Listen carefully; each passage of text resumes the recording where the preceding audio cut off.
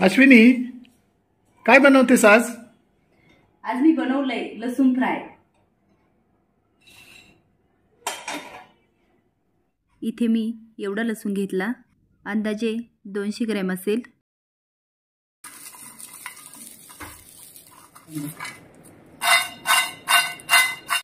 लसूण मी फक्त चुरगळून घेतला, सोलून नाही घेणार।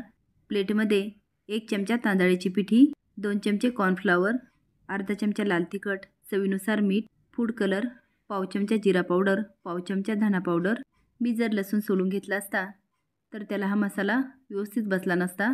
आता हा सगळा मसाला मी लसणामध्ये टाकून घेते।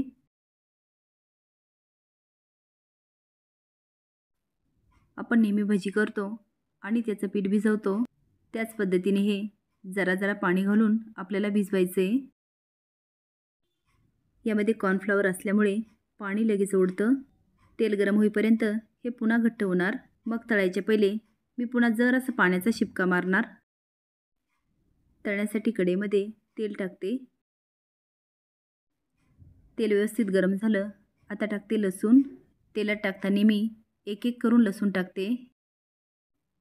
तळताना आपल्याला खास काळजी घ्यायची आहे, कारण कधीकधी लसूण फुटतो आणि गरम तेल आपल्या अंगावर उडतं।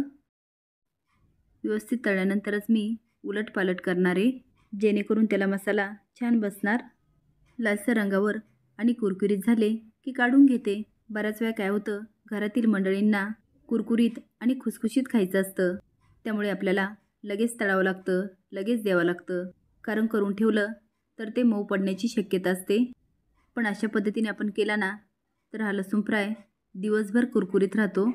आणि घरामध्ये कोणाला हार्टचा प्रॉब्लेम असेल तर तळणीचं खाल्लेलं चालत नाही, पण आपल्याला सगळ्यांना माहिती आहे की हार्टसाठी लसूण खूप चांगला।